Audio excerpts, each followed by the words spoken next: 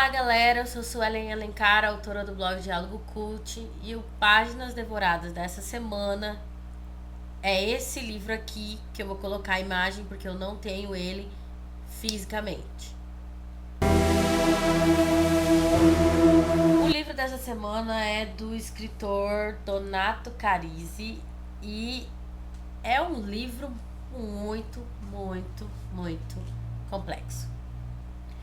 Eu peguei essa indicação de um grupo no Facebook que eu participo e eu achei o livro muito complexo e é isso que tem na capa do livro até. O livro ele tem 375 páginas, eu não sei bem ao certo porque eu li ele no meu celularzinho, esse aqui.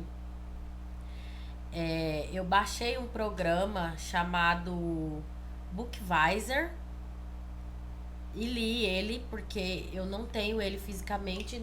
Eu fui para vários lugares, mas não consegui encontrar ele na forma física. Então eu tive que terminar de ler.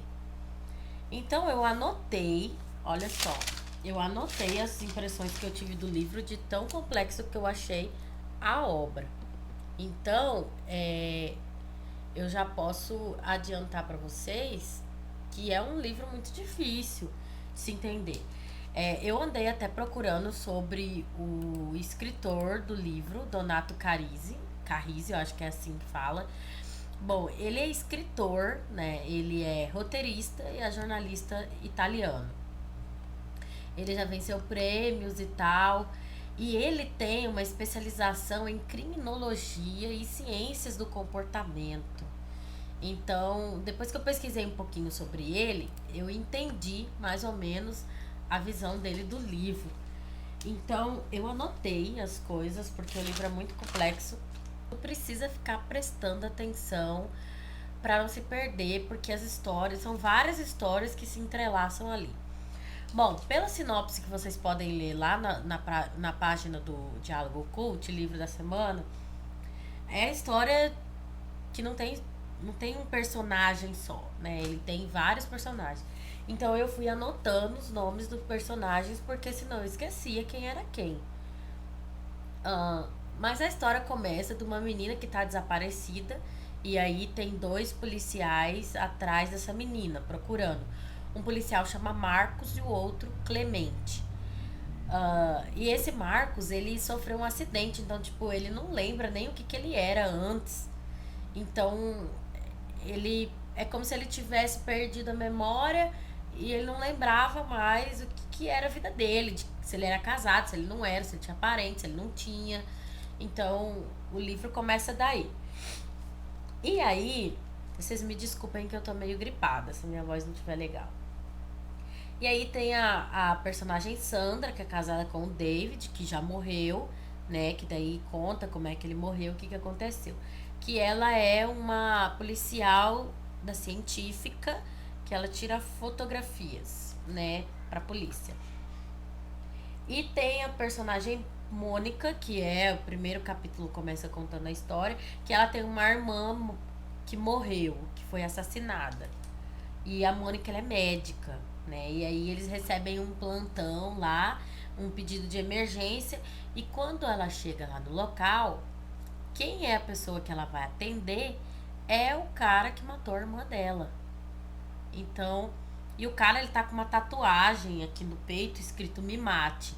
E aí ela fica naquele dilema, se ela mata ele ou não, se ela se vinga, se não se vinga. Na verdade, o livro fala muito sobre vingança, sobre a psique humana, sobre a criminologia, claro. E tem muito simbolismo. Tem muita coisa simbólica e subliminar no livro. E aí temos o serial killer, que é o assassino do livro, Jeremiah Smith. Jeremiah Smith, né? Que é o assassino das vítimas desse livro. E aí a gente tem o Shelber, que aparece depois no desenrolar da história, que se apresenta como policial da Interpol, né? E depois, mais pra frente, o personagem vai desenvolvendo uma coisa bem complicada que a gente precisa reler um pouquinho alguns capítulos para poder entender. E tem o David, né, e tal. Então, a história gira em torno dessas pessoas.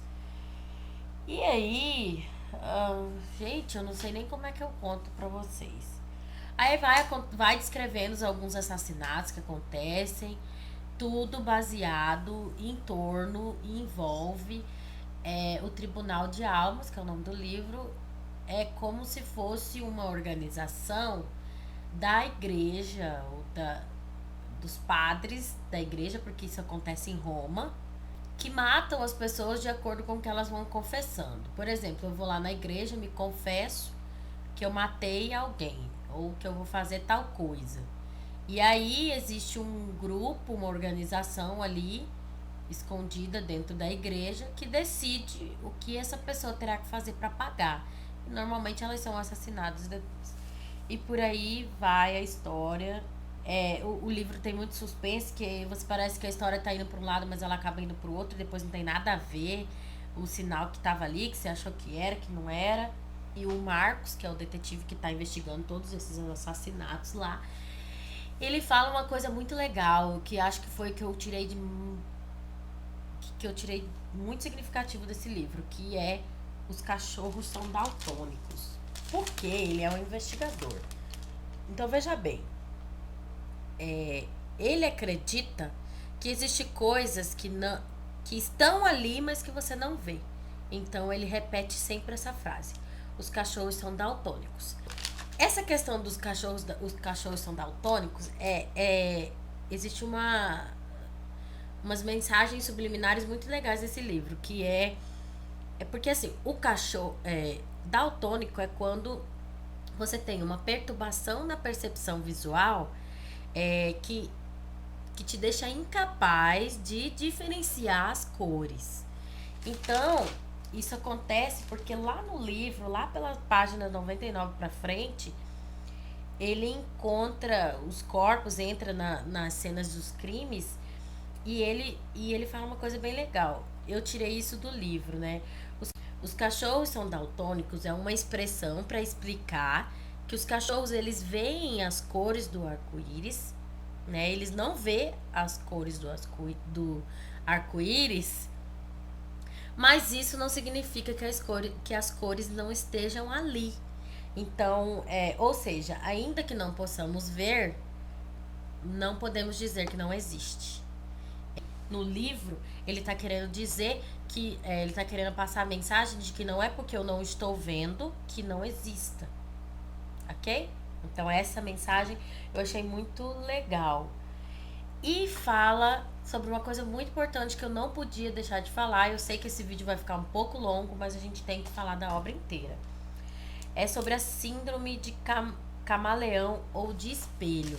Gente, ele no final do livro, ele até escreve que existiu uma pessoa que tinha esse problema de camaleão. É que a pessoa ela vai se transformando naquilo que ela acredita ser.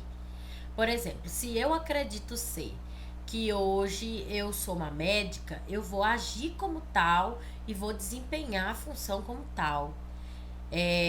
Então, essa síndrome de camaleão é isso, mais ou menos isso. E aí tem a penitenciaria, que é o tribunal de almas, onde que as pessoas decidem o que vai acontecer com as pessoas que têm pecados, que vão lá confessar. O livro, ele termina bem confuso, assim, confuso não no sentido pejorativo, gente. É no sentido de... Ele é muito difícil. Então, depois que eu pesquisei sobre o Donato Carisi, que é o escritor, eu entendi um pouco, porque a especialização dele é em criminologia. Então, ele entende muito do que ele escreve, do que ele escreveu, mas é igual eu comentei no grupo onde eu participo, que tem muita gente que gostou da obra, eu ainda fiquei em cima do muro. Eu vou ler alguma outra obra dele para ver como é que é o perfil de escrita desse autor, né? E apesar de que é o seguinte, ele fala sobre ciência de comportamento no livro, e eu gosto muito de psicanálise. Então, eu não entendi por que comigo o livro não alcançou o objetivo.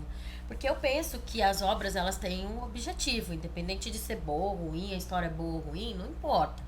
A história, o enredo do livro é muito boa. Mas eu acho que os livros, eles têm um objetivo, assim como os filmes da sétima arte. E alguns conseguem alcançar os seus objetivos com algumas pessoas e outros não. Então, quando o livro não consegue alcançar o seu objetivo, significa que tem algum ato falho por ali. Não estou dizendo que o livro é ruim, pelo amor de Deus, nem estou dizendo que o cara escreve mal. O livro é bom, mas como é que eu posso dizer? É muito complexo e muito denso. Eu não sei também se a influência de eu ter lido em PDF, de eu ter lido em computador, tem influenciado, mas eu acredito que os meios talvez não influenciem tanto assim. Bom, galera, essa semana a dica é essa. Eu fico por aqui e semana que vem a gente volta e eu já posto no blog que livro que a gente vai ler semana que vem. Beijo.